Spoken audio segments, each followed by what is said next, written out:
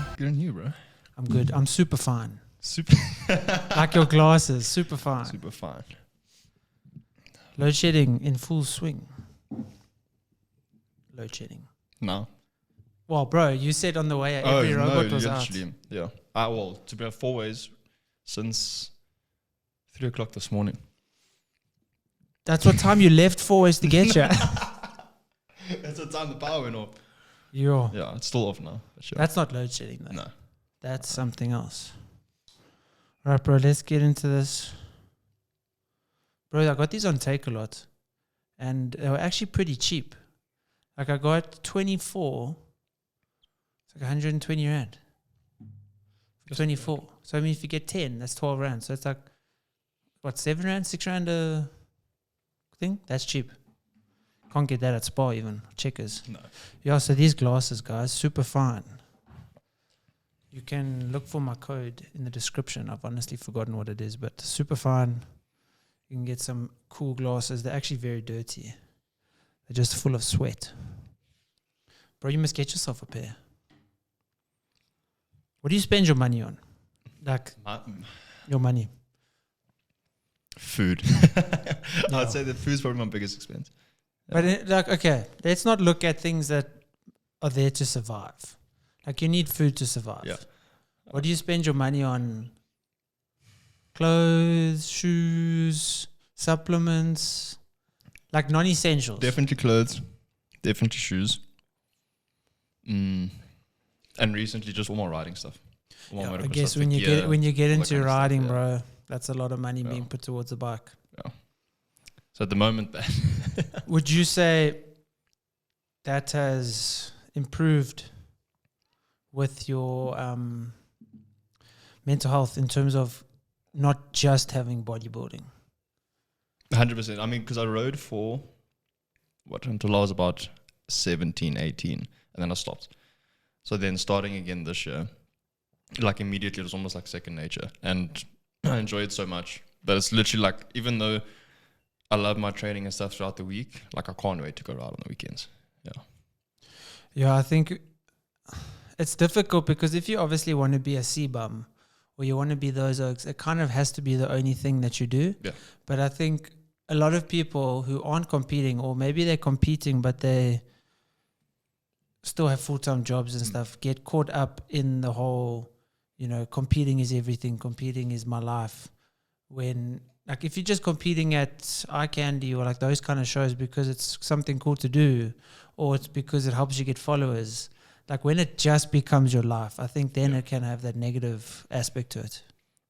Yeah, I think obviously it's dependent on the like if you're someone that's, for example, in bodybuilding is very talented, let's say, and you want to take it seriously and go pro and all this kind of stuff, then obviously you have to dive like that deep into preparation and all that kind of stuff, and you get sacrifice a lot. But it's one of the, but I think that's also like anything that you want to be the best at, you're going to end up sacrificing in order to get there. Yeah.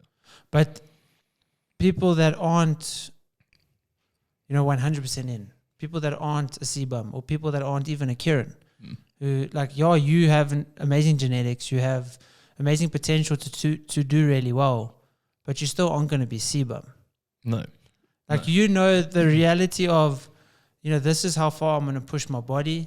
This is how far I'm going to lose out on certain things in life, family, friends, whatever. But this is also, I'm not going to kill my body in the process as well. Yeah, so I think it's very just person dependent. I think at a stage in my life, I was maybe like that where I was just like bodybuilding. Do whatever it takes. That was it. But now, obviously with a lot's changed for me, and just obviously so many of my priorities and things like that have shifted, that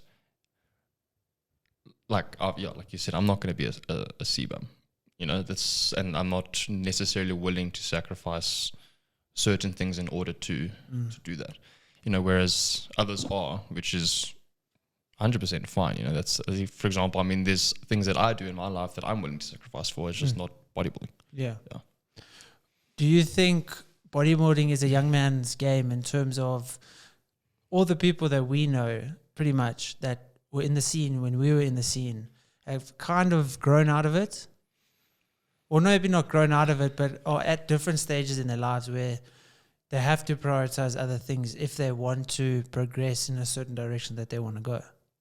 Yeah, definitely. I think there's a lot of people that we know that were quite big in the industry, 3-4 years ago, and now are doing completely different things with their lives. Yeah, like they're still training and looking after themselves and that kind of stuff. Yeah, but their number one goal is not to get a pro card. Yeah. Why do you think that is?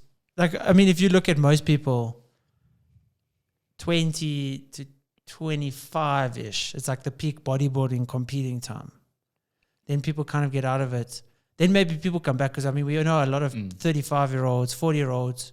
You know, we've coached those kind of people that they competed 10 years ago, whatever. They want to try again, and that's fine.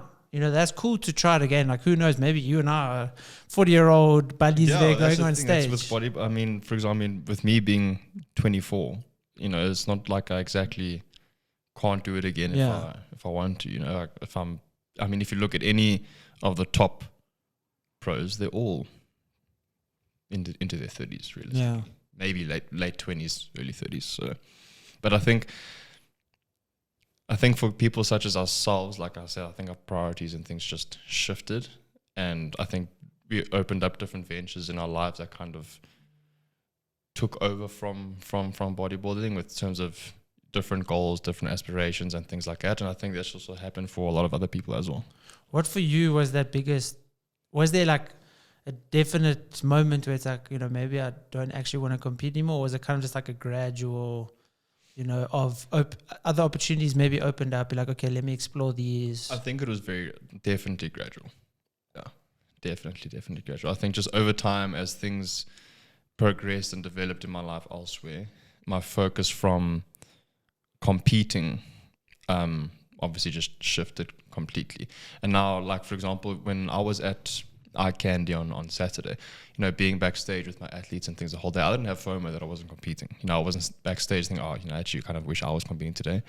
I genuinely enjoy being backstage helping my athletes and coaching my athletes for the shows and things like that. And for me, I actually enjoy that. Well, currently, I'm enjoying it a lot more than what I did, you know, competing. I've thought about it, obviously, and people have ever asked me, you know, do you miss it and things like that? And like, I think about it and I reminisce every now and then, but I don't, like, if you had to ask me, let's prep for a show, I'd be like, no. Yeah.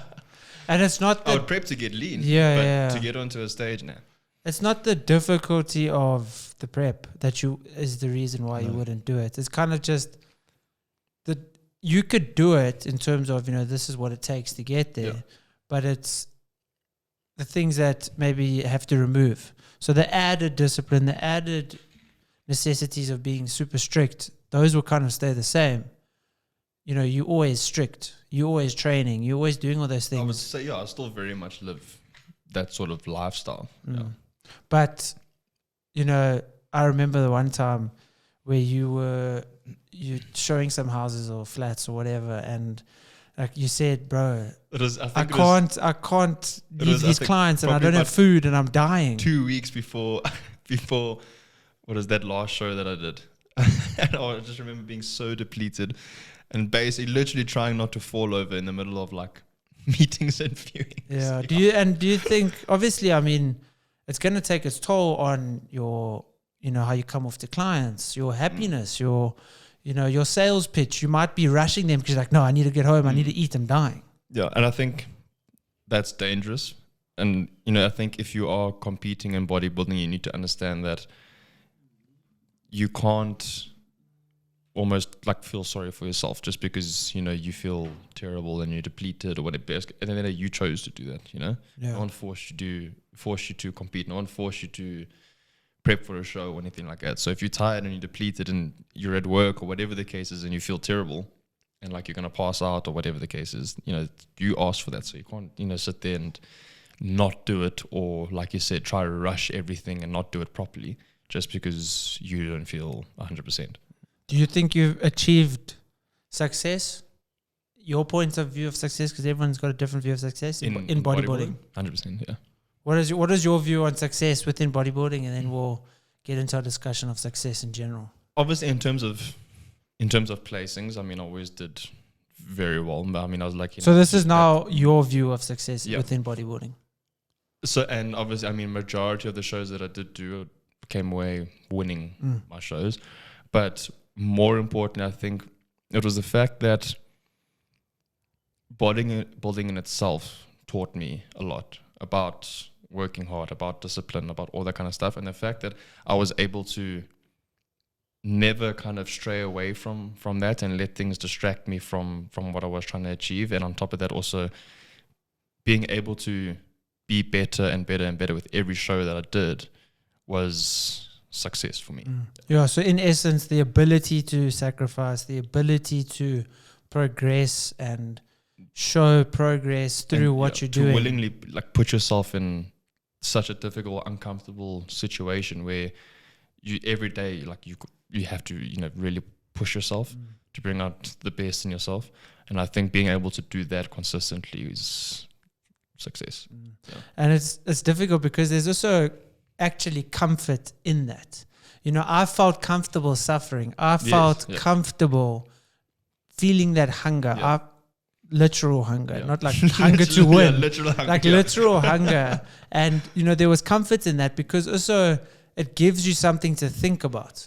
It, in essence, can become a drug because there's so much to think about in terms of weighing your food, meal timings, training timing, training, what body type when, body part when, that a lot of life things don't exist in that realm of that competing world.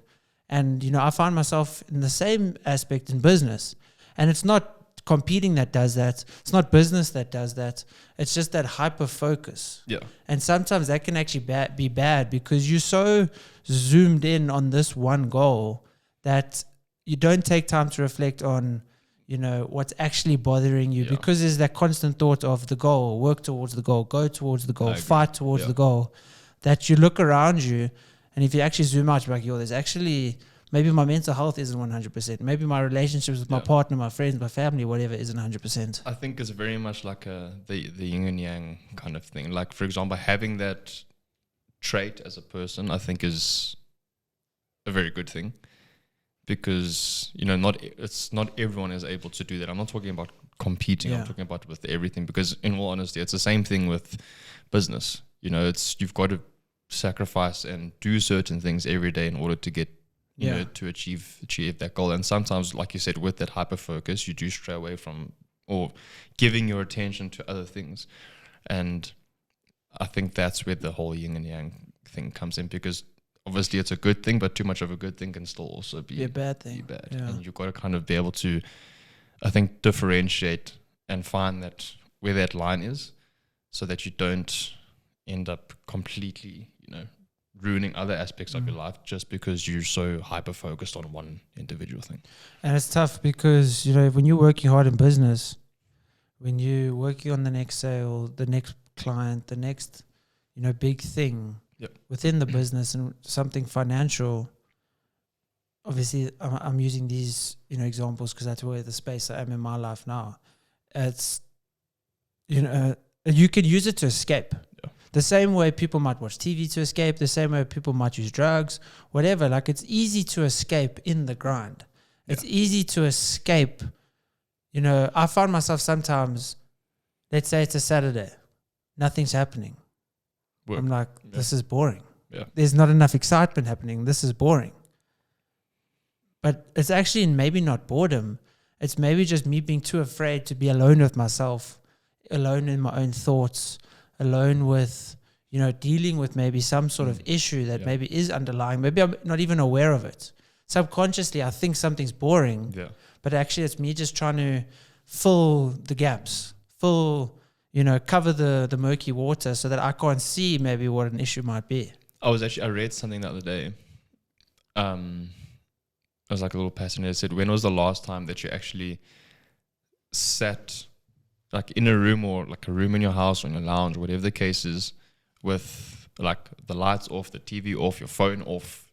There's nothing around you, no background noise, and you just sit there with yourself. Bro, it'll be tough to do that for 5 minutes. No, that's what I think Yeah. it is. But I Yeah. think it's also something that's important. No, I think it's definitely.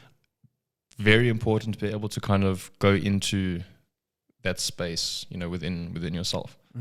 Because there's so much, the phone, be watching TV, scrolling on Instagram. There's It's stimulus from the TV, constant stimulus from the stimulation, phone. constant endorphins, constant for everything. It's there. You know, Yeah. if you feel bleak or whatever about something, you can pick up your phone and you can watch reels on Instagram, and before Probably you know end it, up you've more sat there bleak. for 3 hours and you're Yeah. just scrolling. And you and your friend have sent 150 reels to each other. You and I, you and I. Yeah, no, So- it's difficult in this world. And I was actually, when you start to feel like, you don't get the same endorphins or what's the correct hormone? Not endorphins. That's exercise. Serotonin? No, like from phones. Just I've gone stimulation. blank. Just Yeah, that, but what's bro? Dopamine. That's it. Yes, yeah. Dopamine. Yes. So when you're not getting dopamine, like if you're watching TV and getting bored, obviously, let's say the show's good. Let's not say that it's a show that doesn't pique your interest, whatever. If the show is a genuinely good show and it's something that you usually like, but you find yourself getting bored, if you start to get bored of a podcast or get to be bored of whatever, it's because you've just been overstimulating. Yeah. Because that dopamine is just at such a low, because there's that constant trying to raise it. You kind of just need to stop. Some nights, if you aren't enjoying TV anymore, maybe take a few nights without watching TV. Don't watch TV. Maybe just actually read a book, and your dopamine level, maybe 2 nights in the future when you do watch TV, it's really enjoying, because you actually deserve I was just a gonna little s- bit of I was just TV. gonna say, you end up actually appreciating certain things more when you actually be disciplined with yourself enough to not always do it. Yeah. Like, for example, even if it's something as small as your phone, like, okay, don't go and scroll through reels for the whole day until you've got everything done in XYZ and blah, blah, blah, And when you do, give yourself, I don't know, 30 minutes, an hour. Don't sit there the whole night. Yeah. Just mindlessly scrolling, because you've wasted so much time that you could have actually done doing something else. And again, even if it is something, like I said, just sitting with yourself and actually reflecting, you'll be very, very surprised. I think the things that you find out about yourself. Yeah, because TV isn't bad. In a vacuum, TV is not bad. Social media is not bad. TikTok's not bad. No. It's the overstimulation, the overconsumption. When you do it too much, like I'll be working and I'll have a series, because I've got like obviously that big screen. I'll have a series, watching a series while I'm working. Yeah. There's actually nothing wrong with that. Getting my work done, being productive. But then after a while, I'm just annoyed by the show or bored of the show. Then like maybe just don't have the TV on.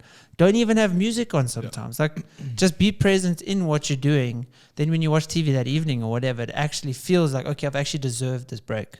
Also feel like, being able to do that, and like you said, don't watch the show. I think you're able to find a lot more pleasure and like happiness in just like the smallest of things. Whether it's even just sitting outside for 10 minutes and taking in everything around you instead of sitting on your phone upstairs or whatever, for those same 10 minutes. I think if you can learn to appreciate things like that instead of looking towards TV, phone, whatever it is, even food, like eating because you're bored. Yeah. That's a tough one, bro. It's always the hardest one. Dude. And why hardest in one. the evening? Yeah. Maybe, you know why? There probably is some actual scientific reason for it, but I'm thinking, like if we look at lions, if we look at, if we're hunter-gatherers or whatever, right? Most of the time, food was very scarce. And if you look at a lion, they're not chowing 4 meals a day. So, and they like pretty much hibernate after they chow. Like they just dose. So maybe us as humans, our body knows, okay, we're going to sleep 10 to 6, whatever. Let's chow down in these last few hours so that we can just hibernate the rest of the night. Yeah. Maybe. I don't know. It could be a complete lie. Rubbish. I just get hungry. Yeah, no, but also, I mean, cravings at night are worse. Moment it gets dark. I think it's also just got a lot to do with because you're not as busy, active. you're not as you're not as distracted as you are. Like throughout the day, you're working. I'm dealing with clients in whether it's coaching, whether it's real estate. I'm at viewings. I'm at gym. I've got all sorts of things to do throughout the day. Yeah. And then I think, and you're obviously eating throughout that, but you're just eating for function at that point. Yeah. And then at night when you're not doing any of that stuff and you're like, okay, now I'm hungry. Yeah. Yeah. It's that sweet tooth, bro. That evening sweet tooth. Yeah. I was watching this video of this lady. She was saying, and obviously it was kind of talking about what you should eat, the types of foods you should eat. And she was saying, eat the foods God created for you, right? So, anything that isn't man-made to make it into food. So obviously meat, you have to cook it, but meat is just meat. Your whole foods. Yeah, your whole foods. Your anything like off a plant, if off of this, like even rice actually isn't from God. Essentially, okay, no, that's not true. That's not true. Because if you have to cook rice and you have to cook meat, they're equally the same amount of work that goes into it. It's the same way a potato. You have to cook a potato, but potatoes are natural. Okay, so never mind the rice thing. And then she said, eat the food that God gave you and don't let food become your God. Mm. And that's a big one because when you're living for a cheat meal, when you're living for the burger, when you're living for the pizza, that food becomes your God. Yeah. I will see myself on a Thursday counting down the days until Saturday comes so I can have a cheat meal. And then that food is becoming my God. Then my whole mindset around it is negative. You actually end up letting it kind of control you. Yeah. And let's say something happens where that Saturday comes and now you can't have that burger or whatever. I'll make a plan, upset, boy. I'll make a plan. Now you're bleak or you're upset and you're angry that because and it's like you're angry because you what? Because you can't have a burger. Yeah. Like there's millions of people in the world that have never had a burger in their life. Yeah, it's difficult with food because all the stuff that goes into a burger makes it so addictive. Yeah. Well, I think that's the biggest thing. I think the foods that get produced, like mass produced and fast foods and things like that, it's addictive. It's made to be addictive. It's addictive. Yeah. It's like your McDonald's, all that kind of stuff, all the sodium, all of it's actually, and for example, like a can of Coke. There's so much sodium in a can of Coke. Yeah. Why? Because it makes you more thirsty. Yeah. It makes you want to drink more of the thing that you're drinking. Yeah. Yeah. And it's interesting because I always think like in terms of that, like a conspiracy theory in terms of McDonald's deliberately sprays more sugar on their chips so that it becomes more addictive. But I'm thinking, do the owners of McDonald's allow their kids, because we all know sugar is 100% as addictive as anything. Well, the thing is, bro, like I can have an addiction to TV, let's say. I can give that up. But I don't crave TV the way I crave sugar. Yeah. As humans, bro, it. Yeah. You crave Yeah. sugar. Yeah. And I'm thinking like those people, the higher ups, whoever made sugar to be so addicted to make money off it and have that financial gain, or they obviously are consuming sugar because sugar's in everything. Mm. So they kind of addicted themselves to it to make money. Definitely. I think also the biggest thing is like even for people working for example, McDonald's, it happens under their nose, and let's say they add this ingredient or they do more of this, and because it's going to keep people coming back, they do that mindlessly. I don't even think they realize, we're doing this because it's going to get them addicted to the product. It's going to get them. I think most people, I think, just kind of mindlessly follow along with what they've been told and what have been given without actually looking into things. Yeah. Well, it's the same as social media. No one can deny that social media is rooted around addiction and deliberately made to be more addictive.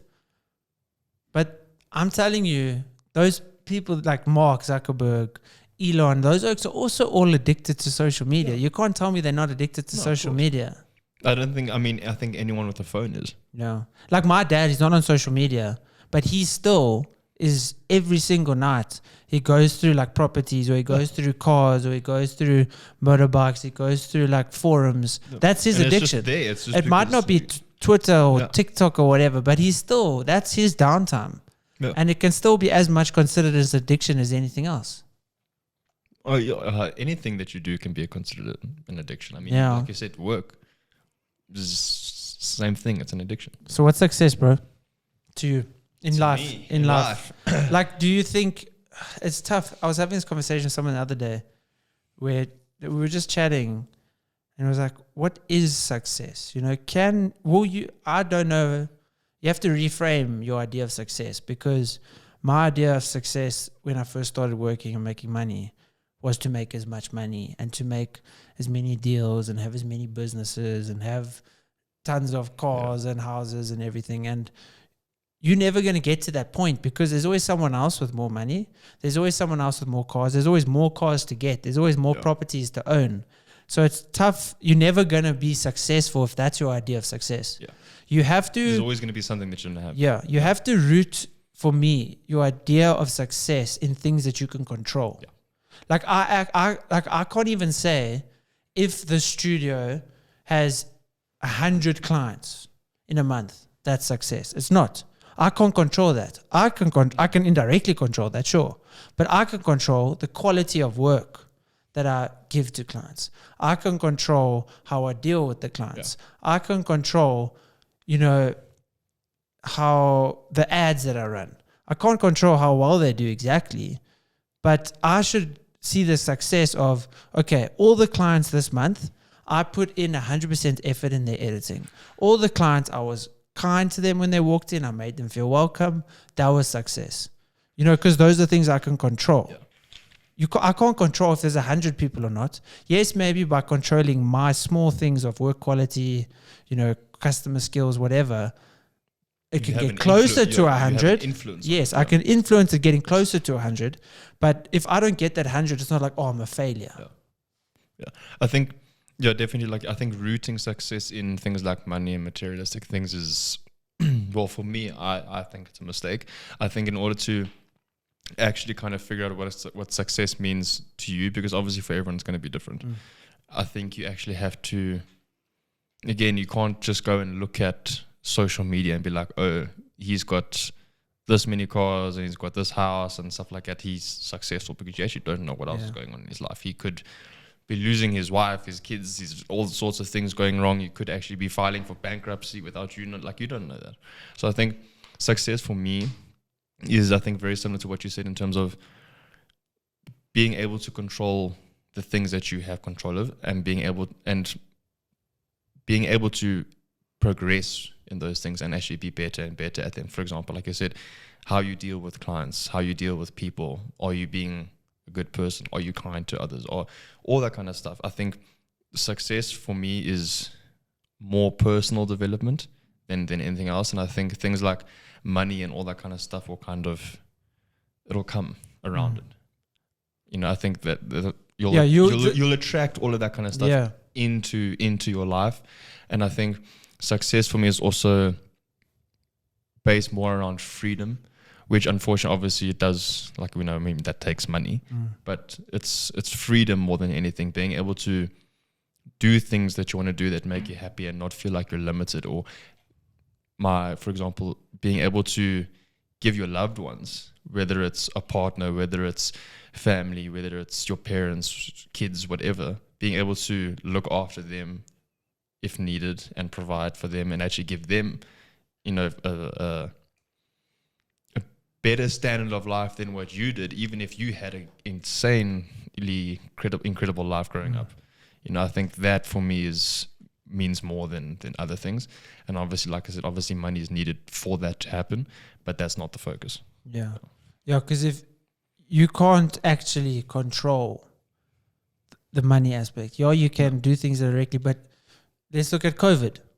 No one could predict COVID was going to happen. So if you thought my idea of success, how well my business does, COVID happens, your business gets destroyed. And now all of a sudden you're not successful. Yeah, you're not a failure just because a worldwide pandemic happens. So, even rooting yourself and rooting your identity, that's also another thing, is, I've often found myself, now that more so when I've started running and stuff, was because it is easier to be relatively lean all the time with all the cardio and stuff. Yeah. But you mustn't have your my identity rooted in how lean I am. I mustn't have my identity rooted in how I look. Yeah. Because those Which things, is difficult. which is tough, Which because is those extremely things, difficult. those things end up fading.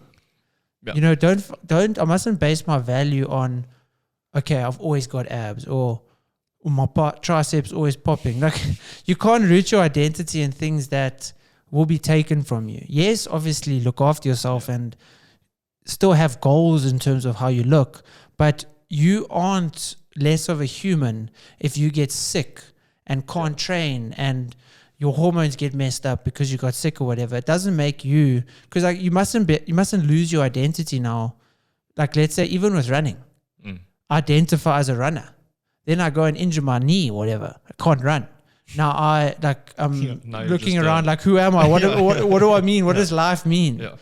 I think it's important. I think, for example, like you said, with how you look and all that kind of stuff, it's obviously going to fade, and you can't control it, but you can control, do you take care of your health for the rest of your life? Do you go and train 4 or 5 times a week for the rest of your life, and pay attention to what you're putting in your body and what you feed your mind and all that kind of stuff? You can control all of that, and that can't be taken away from you unless you let it. Yeah. And so do all of those things. Look after yourself. Yeah, because that way, like you said, I mean, if you injure yourself, you can get injured, but then still wake up every morning and be like, well, I'm still the same hardworking person that does this and takes care of my fat, whatever the case is. You're still all those characteristics and attributes that you've built and worked on to develop, the person that you are now is still there. Yeah, that's why I think, those characteristics of kindness, love, loyalty, compassion, all of those things are always going to be there if you're trying to be. Yeah. Like, you're not going to one day have an injury that stops you from loving people or stops you from being compassionate or kind, whatever. Like, those are the type of things where you should root your identity in. My identity is rooted in me being a hardworking, loving, kind person that looks after the community around me, instead of my identity is a shredded runner who really likes to lift weights as well. Do you think that could possibly be a reason why you see like professional athletes or anything like that where they retire or they get injured, or for example, like someone that's, like you said, rooted themselves into being something specific and something that's like materialistic, or let's say you're a rugby player, whatever the case is, and now you get injured, you can't play rugby anymore, and all of a sudden you're angry, you're depressed, all of that is now reflecting onto your relationships, your partner, your family, and stuff like that. Do you think maybe that what the biggest reason for that is also because people are just rooting themselves into the wrong things, things that can be taken away from them? Yeah, exactly. It's rooting your identity in things you can't control, basing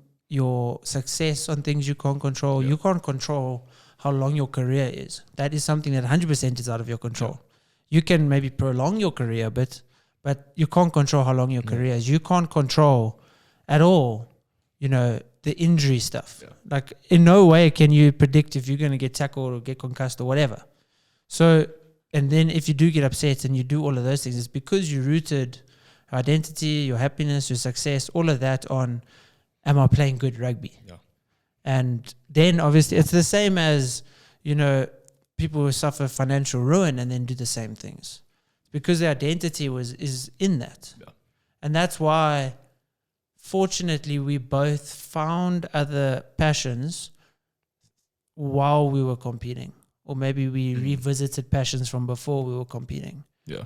So that when we stopped, we both did actually. Yeah, when we stopped competing, it wasn't like, well, who am I as a person? What do I love? Well, for me personally, I think there was definitely a stage in my life where it was kind of like, okay, what now? It was obviously like, and that's also the social media aspect. Is like, what do I post now? I'm not a bodybuilder. You feel that people have some sort of expectation. Yeah. Of, like, for example, even now, sometimes I'll go out and people are like, dude, I thought you were like 10 kilos, heavier. And I'm like, I used to be. Not anymore. Yeah. Yeah, and that's identity. And it's tough because people have said that to me as well. Like, are you still training? Like, that's the worst question. That is the worst question. Question. It's terrible. That is the worst. I've had that's in another question. I think I've told you the one where I was put on a bit of weight and the guy asked me if I had my wisdoms out because my face was so fat. But obviously I hadn't had my wisdoms out. I just put on weight and I was a bit chunky. Had I had my wisdoms out just because my face was looking fatter? Yeah. And do I still train? Those are to this day the two questions that have, and that's the thing. That's identity. Yeah. Because my identity was rooted in how lean I was. So I kind of got touched when someone thought because my face was fat, I had my wisdoms out. And my identity was in competing or having muscle or whatever. And then someone asked me if I'm still training and I got upset about it. Yeah. Then you get home and you're questioning your life. You're like, you know, what did I do wrong? Yeah, literally. Do people think that I'm skinny? All of these things. And it's just like, that's because you rooted your identity in things that aren't going to be there forever. And you just care too much what other people think of you. Yeah. Which I think is also one of the biggest things. That's tough, eh? Because that puts so much pressure on you. And I guess that kind of can go down to identity because if someone asks me if I'm still training, if I root my identity in love, compassion, all of those things I mentioned, the type of person I am, the thoughts that I have, the help that I offer people, someone asking me if I train or not, it's not going to upset me because I'm like, well, that's not just who I am. There's a lot more to me than just the person that trains. Yeah. So I think, but it is tough, bro. Even just hearing that question for any human, it's like, you know, when you've lost weight and then you put on weight, and then someone like, you know, we all think it. We think in our heads where you see someone put on a lot of weight, you're like, yo, what happened? But that doesn't mean that they've stopped training or anything. No, it's just life. Life happens for people in different ways and you go through different things. Yeah. No, definitely. I agree. I actually wrote down on that topic. I used to measure my success based on physical achievements, bodybuilding, pro cards, and business success. Now I measure success by my improvement in compassion, my patience, and my ability to refrain from desire. My success is personal growth, not worldly success. Yeah. And it's difficult to get away from that worldly success and like basing, and it's not like I don't still sometimes do it. Like even just today being in Pretoria, looking at spaces and be like, yo, I would love to have a studio there. If my business doesn't ever have a second studio, it doesn't mean my business isn't successful. But it's tough. It is. It's tough. It's so tough. No, I get you. Like if you're not the best Remax salesman, doesn't mean you're not a good person. Doesn't mean that you're not whatever. Yeah. But the high standards that you set for yourself, maybe you'll be a bit disappointed, but you're still a success if you don't get there. 100%, yeah. And I think that's something that I also, like, for example, a lot of my athletes and things like that, when I'm talking to them, every now and then, I'll just randomly send them a photo of, let's say, what they look like. Like, let's say they're prepping for a show, whatever the case is. Or last half clients just getting lean, and I've worked with them for a couple of years already. And I'll take a photo from exactly a year ago or 2 years ago and just compare it with his photo now and send it through to him. And then immediately their whole mind shift around their training, their results, everything kind of changes because they have taken that step back to actually look at, okay, this is actually how far I've come, and I'm here being hard on myself because I didn't lose an extra 100 grams body weight last night. You know? Do you take your own advice? As much as I can. I think we all know it's very difficult to take your own advice because I mean we're all human. We all have intrusive thoughts and things like that, and I think it's very dependent. I think it depends on, because like it takes practice. I think your mental health and everything like that, and the way you think, the way you perceive things, and not giving your mind room for that negotiation, and to remember, for example, the advice that you preach to other people. I think that takes practice.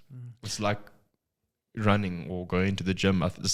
If you think of your mental health and your mind as like a muscle, it's something that you've got to consistently do every single day. And if you stop for 3 weeks, you're going to lose progress. You're going to take a few steps backwards, and then you're going to have to work to get back to that point again. It's difficult because also in terms of working towards something and constantly, like if you look at business, you know, if we look at, it's similar. I was listening to a comedy thing the other day where you were saying men are kind of like Sonic the Hedgehog and women to a degree, but let's say business men, right? You and I. It's Sonic the Hedgehog is he runs, collects coins, get as many coins to the end, collect coins, get to the end, collect coins, get to the end. Why do we live life like that? Where it's like accumulate, let's get to the end, let's have as much as we can. And the focus is just that end kind of destination, and then you've missed everything in between. I think that's also been the biggest thing, is actually focusing on your progress and taking pride in your progress in every aspect of your life, your self-development, your mental development, your physical, everything, your friendships, your family. Focusing and being proud of the progress in those things, instead of being upset, whatever the case is, that you're not at the end goal yet. I think changes a lot of, or changes the way you see life in general. Yeah, and patience is something that does have to be practiced often, but it's so difficult, bro. Patience, for me, I used to be a lot worse. I'm definitely a lot better now. But if I look at business, I'm just like, I just want business to grow. I just want 5 studios. I want a podcast studio in every city in the country. I want to just, why isn't this happening? And then you kind of have to take a step back and be like, bro, last year in this studio, you used to have 2 people a month. Now you're averaging like 15 people a week. That's a win. Yeah. Just because you're not, 5 bookings 7 days a week yet, doesn't mean it's not a success. Yeah. Look at the small wins. And it's tough because I always find myself thinking, I can't take time to look at the small things because I've got such big goals. Yeah. If I look at the small victories as a victory, it's going to diminish where I want to get to, which that doesn't, because the moment you look at the small victories, it motivates you, it inspires you. I was reading a book, Cybernetics, whatever it's called, and it's basically saying if you think about things, positive things, we were both, shouldn't even say this, but we were both bad at maths. Yeah. But that's exactly, me saying that is actually what you need to get away from. Because if you say, I failed at maths, that's negative. You say, I didn't pass that test. Yeah. You're not bad at maths because you failed that test. You're bad at maths, or you failed that test because maybe you're not working hard enough. Say, maybe or your mindset about it. Which is exactly, for example, in school, I think grade 8 and 9, I was failing maths. And it wasn't actually because I was dumb less smart than my friends or dumb or whatever. I just didn't care about it. I didn't put the effort into. And also by not putting in effort, you do bad in a test. You'll be like, I'm just not a maths brain. Yeah. And that just spirals in the worst direction. I got to varsity and I was doing, but basically we did the whole high school syllabus as well as varsity level math for my degree, and I was one of the top achievers in my class. And the only difference was that I actually just went home and studied. Yeah, and you also got in that process of, I can do this. Yeah, I can see that I can do it. Yeah. So in this book, you were saying like you should think about, and just to get your mind more positive, think about small things. Think about when you learn to tie your shoes. He says even something as mediocre as that, just sitting and actually thinking about, I learned that. I can learn things. I can do things. Yeah. And just having that, like, I am not good at, let's say admin. Don't say I'm not good at admin. Say I'm not as organized as I need to be. I'm not failing at that. Yeah. I'm just because I failed at that doesn't mean I'm a failure and I'm bad at that in general. You're just going wrong somewhere. There's something that you're not doing that. Because if you think about it, yes, certain, like I know I could never be a Stephen Hawking astrophysicist. Yeah, of course. Like I know I can't do that. But just there because are definitely people that are smarter than us. Just because I did badly at maths in school, I've got in my mind that I could never have become an accountant or never have become all of these things, which is completely false. We both know if we applied ourselves to it, we could do pretty much anything. If you work solely and actively on a goal, we both know you can achieve it. Yeah. If something becomes your whole world, yes, maybe starts to become unhealthy, but you can achieve it. Like we both know, and that's the kind of mindset you have to have. We can do anything. We can do anything we want in this world. If you look at any one of your biggest role models, or if you are someone that looks at all the richest people in the world, they're exactly the same as you are. Everyone's the same. Sometimes I'll just have these thoughts, like it can be seen as arrogant or it can be seen as whatever, but I'll have these thoughts where I'm like, I can do whatever I want in this world. Yeah. Like I can't, obviously I know I can't. I don't think it's like, arrogant. I mean, you don't have to go and put that out and tell everyone. Yeah, well I am. But I mean, I'll have you're not posting on social media like, oh, I can do anything. Yeah, I'm not saying like I'm better than anyone, that kind of stuff.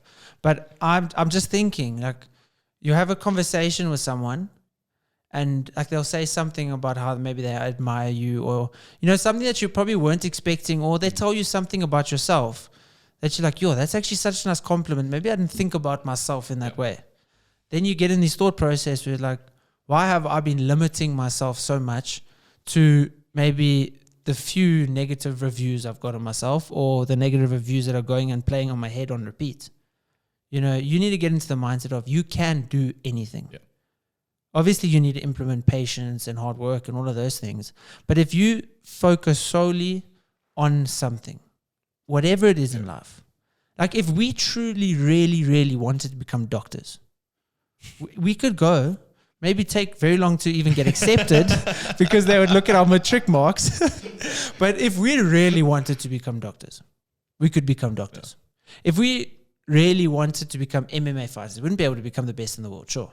But we could become MMA fighters. We could tailor our lives to do what we wanted. Yeah. I mean, look at, for example, Shaquille O'Neal's a doctor. Yeah. I didn't know that. He's a doctor. But exactly. Yeah.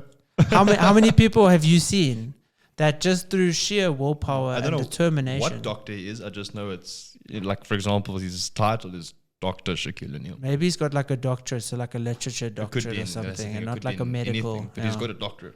As you see, like if you look at these people that achieve in so many aspects, what's the common denominator? Their mindset that they can do it. And I think they also understand that it doesn't just happen. Like you said, with patience being such a big aspect of progress and success and all that kind of stuff. I think understanding that sometimes, I think maybe 9 times out of 10 things actually aren't going to go the way that you hope they were. And every time that happens, I think it's, whether it sounds naive or anything like that, I tell myself that it's fine. It's just because there's something better coming. Yeah. But that is the way you have to look at it, because you can't. Because otherwise you just it goes back to the control aspect. Yeah. If something doesn't go the way you wanted it to go, you can't control it. You can't play the victim. Bro, in Stoicism, you can control one thing. You can't control your health, because you can get sick at any point. Yes, you can do certain things to make yourself healthier. You can't control it. You can't control your health. You can't control what other people think about you. You can't control how much money you have directly. If you get upset about all of these things happening, it's your fault for being upset. Like, you can't get upset. Like, yes, you can get upset, and but you have. That's why essentially with Stoicism is like, don't allow anything out of your control to upset you. I think it's your mindset. Your mindset is the only thing. Any sort of victim mentality is one of the most self-destructive things you can do. Yeah. Feeling sorry for yourself. Something doesn't go the way you want it to. And we've both been there. Of course. 100%. Yeah. Definitely. Definitely. And I think it takes that, because if you play the victim and you feel sorry for yourself, nothing gets better. Yeah. You don't then get back on your feet and carry on progressing after that. You actually just carry on getting worse. And I think it takes that in order to realize that it's your fault, it's your responsibility, it's on you. Yeah. You need to get up tomorrow and keep pushing. But if you want to sit around and feel sorry for yourself, that's fine. But then don't complain where next week you're in the same position. Yeah, we've all had hardships. Obviously, a lot of people have had way worse lives than you or I. Like, we've both grown up very privileged. But if someone affected a person in a particular way, abuse or whatever, it's not like if someone has abused me in my life, it's not my fault that I was abused. No. But it's my responsibility. The responsibility is with me to be better, to get better, to be healthier, to think differently. Like, the responsibility, yes, it's that person's fault, but the responsibility is mine. Because if I think the responsibility is the world to come and fix me, like, where's the help going to come from? Yes, maybe some people will be nice people, but they're not going to be there if you, I mean... Yeah, they're not going to be there 24/7 to help you. Times until they also get tired of you. If you're consistently feeling sorry for yourself and you're complaining about everything happening in your life and you're playing the victim, the victim card, and you're not actually doing anything to progress or get better, those people are also going to disappear at some stage. No one wants to sit around and, it's going to be okay, it's going to be... I mean, for the first few times, it's fine. But at the end of the day, people care about themselves a lot more than they care about other people. No matter how close that person is. And that's the thing with Andrew Tate, bro, is yes, people hate him, but he is making men, maybe he's inspiring some women to take action, but he is helping people, or motivating them at least, to take action, to take responsibility of their lives, to train, to work hard, to focus on self-development, growth, reading, like all of these things he touches on. And he focuses on helping people or motivating people or giving them the tools to work harder, be more self-sufficient, not rely on other people as much to help you and save you. Like, maybe people hate him or whatever, but if you truly listen to his message, it's you need to pull yourself up by your bootstraps. It is your responsibility to make the life that you want. No one's going to come and do it for you. It's up to you. And again, I think that a lot of that, I mean, a lot of people will get triggered when they hear stuff like that. Not necessarily from Andrew Tate. I'm saying in general, they will get triggered. Like people that play the victim card, that are constantly feeling sorry for themselves and everything in life is so bad and life's just out to get me and it's unfair and life is unfair for everyone. Some people it's less unfair on, but that's life. If someone saying something like that triggers you, that's your fault. You can't, I heard something today. Don't let my confidence trigger and insult your insecurities. that click gave me a fright. It's a great sentiment and quote. And it's tough because sometimes you're around those people where you kind of keep quiet about your ambition or your goals. Because you know like they're going to have something bad to say or they're going to have a complaint about their life or put the thing on them or whatever. And it's difficult because... And a lot of the time, I'd say 90% of the time, those people are the closest people to you.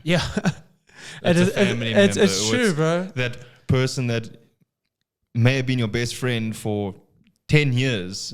And they've stayed in the same place. And they've just stagnated and you've, and it's tough because you don't want to tell him off or anything like that because just or them. Yeah, and because it's essentially, if a friend of yours thinks negatively about your hard work or your ambition or your goals, you actually can't tell him off. No. Because then essentially you're doing the same thing as he is. Yeah. Because if he's saying, relax a little bit or, life's not just about how much you can achieve or whatever, and then you say, no, you're wrong, you're telling him off just as much. Yeah. But also most of the time, actually not always, but I think at least with us, if there's people in our lives that don't want to maybe work as hard as us or achieve as much as us, we don't think less of them because of it. Like oftentimes maybe you'll think like, I just wish you would try a little bit harder or you have more potential, mainly because they might have issues because of their lack of work ethic, financial problems or, those kind of things. And you want to help them because it's just like, give 10% more and your life will drastically change. Just try a bit harder. I think a big thing is understanding that you can't expect everyone to think the same way that you do. And I think that helps you become a lot more patient dealing with people like that. Or like you said, sometimes it's the people that are closest to us that we struggle to talk about goals or ambitions with, because like you said, they always have something to say or something to downplay it. And it's difficult, but you can't expect, they're not you. Yeah. And but also, like, if you do distance yourself from those people, you're not a bad person. Because let's say, you know, these people that are always negative or always down on life, it's not nice when you with these people and they're like, yo, South Africa sucks, or the economy sucks, or load shedding sucks. It's just like, we know it sucks. Yo, we're doing as much as we can to elevate ourselves out of the suck. Yeah. Because I don't want to not be able to afford an inverter, or I don't want to not be able to have a 4x4 because the roads are terrible, or whatever. You know what I mean? Like, you just deal with, like, okay, well, this is life. It is what it is. South Africa is the way it is. So you have the response. It's the same thing. You have the responsibility. You're not going to wake up in America tomorrow. So make you it worthwhile. And that's the thing, bro.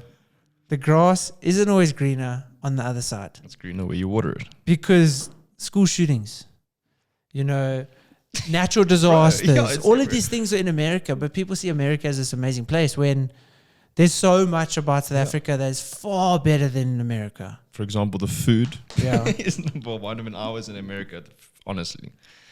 Property prices, even though people say property prices are so expensive in Africa. What a lot of people don't understand is that it's a different world. Yeah. It's not flying to Europe or flying to America. It's like going to a different planet. Everything is different. The culture is different. The way people think is different. The way people treat you is completely different. I think a lot of people also forget that we actually have some of the friendliest people in South Africa. Yeah. By far. By miles. Bro, this guy's at the gate. Hello? How's it, Jesster? How are you? Good. He's there. Okay, cool. I'm going to open for him now. Okay, cool. I think he's phoning me, so I'm going to open for him now. Okay. Cool. Cheers, man. Bye. Hello, Jesse speaking. Hi, Jesse. How are you? Well, thanks, and yourself? My name is Sean. I'm here outside. Mohammed sent me. Perfect, man. Thank you very much. I'm going to open for you now. Okay. Which side? The boom. Yeah, by the boom. It's a white gate. The red and white boom. I'm going to come out now and find you. Oh, okay. Cool. See you now. Cheers. And just like that, guys, this podcast is over. Thanks, bro. That was a good one.